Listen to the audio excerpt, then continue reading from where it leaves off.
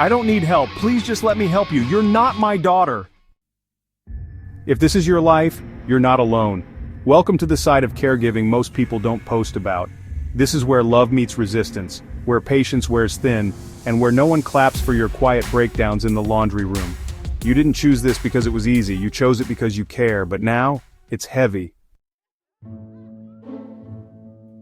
Some days it's too heavy.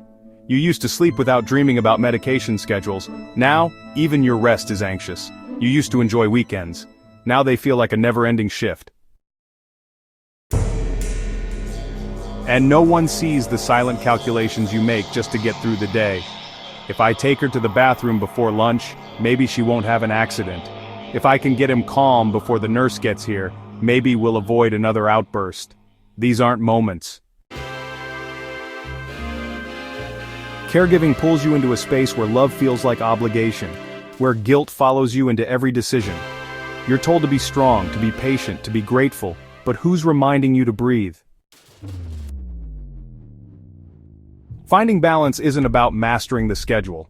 It's about learning where to loosen your grip. It's about identifying the things only you can do, and giving yourself permission to delegate the rest.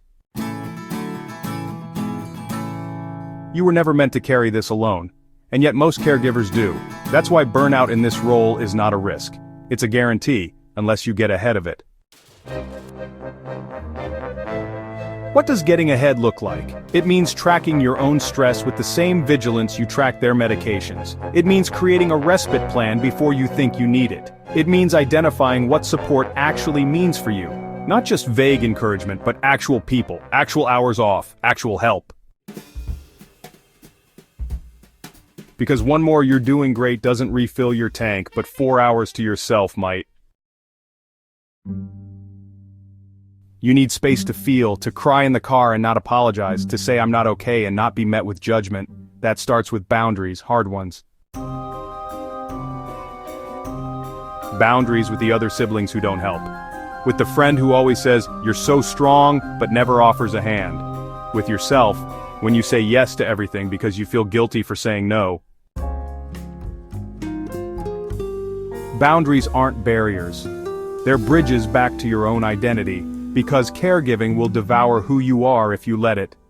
And you can't show up in love if you're disappearing inside it. So what does balance actually look like?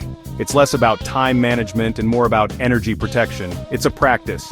You begin by identifying what drains you, not in theory, but daily. Does it drain you to constantly explain things to your parent with dementia? Use reminder signage and allow redirection techniques to replace explanations. Does it drain you to cook every meal from scratch while juggling incontinence care? Consider grocery delivery, prepping ahead, accepting a meal train. Balance is not a Pinterest schedule. It's micro adjustments that protect your peace. And peace is not the absence of difficulty, it's the presence of margin. Peace is having a backup plan for who can help if you get sick. Peace is knowing that stepping outside for a 10-minute walk isn't selfish. It's oxygen.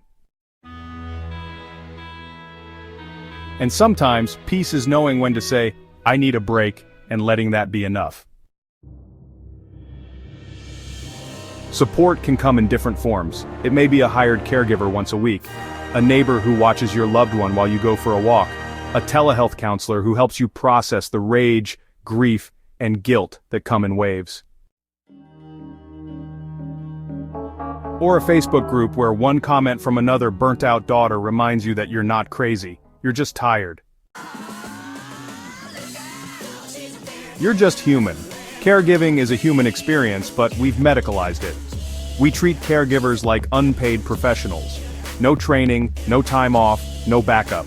That's why it feels like failure when you cry, when you lose your temper, when you need to walk outside just to breathe. But that's not failure. That's proof that you're alive in it. You're still choosing to show up, even on the days when you're held together by coffee and a whisper of hope. Even when all you want is silence, you give presence. That counts. There's no trophy for doing it all alone. The reward comes in moments, when she says thank you and means it, When he smiles in the sunlight, even after forgetting your name. When you lay your head down at night and know you did your best without sacrificing yourself completely, those are the wins.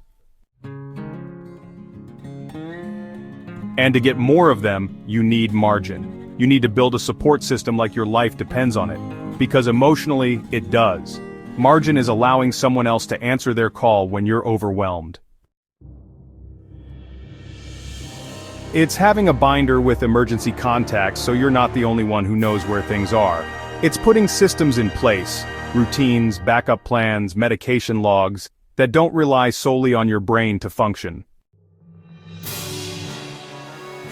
Sometimes, the only balance you'll find is a 2-minute moment behind a locked bathroom door where no one's asking anything of you. Other times, it's drinking coffee while it's still hot, or texting a friend and saying, "Today was awful," and hearing, "I get it." It's giving yourself grace when dinner is frozen lasagna and not a fresh pot roast. It's counting watching a sitcom as rest and not feeling guilty that you're not folding laundry. Balance is not the absence of chaos. It's the softness you let in inside the chaos. It's the sacred pause, the small act of permission. There are days when you forget what your voice sounds like when you're not answering questions. Days when you miss the version of you who could go for a drive without leaving a note. Days when your hands shake while brushing your teeth because you held it together all day. These days aren't proof you're failing. They're proof you're doing the work. You're the middle space, the calm between confusion and care, the voice between anger and understanding.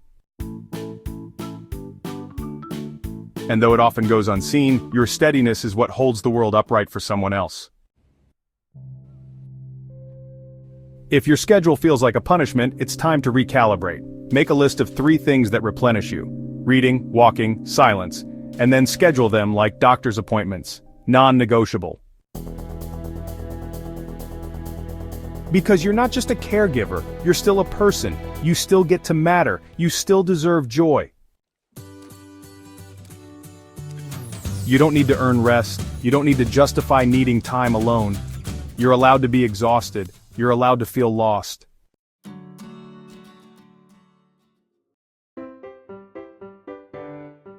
And you're allowed to ask, who's caring for me while I'm caring for them? Ask yourself, what would it look like if I built my week around my energy instead of their schedule? What if I gave myself permission to pause before every yes? What if I believed that my well-being wasn't selfish, it was sacred? Because the truth is, balance isn't something you find, it's something you fight for, and the fight is worth it. If your heart feels tired, it's not weak, it's faithful. If your body aches, it's not broken, it's carrying the weight of a sacred burden. You matter, your needs matter.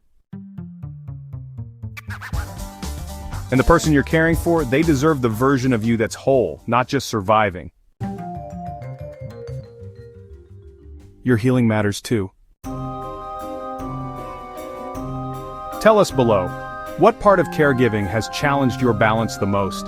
Your comment may be the support someone else is searching for. Subscribe for more raw, honest stories that honor both you and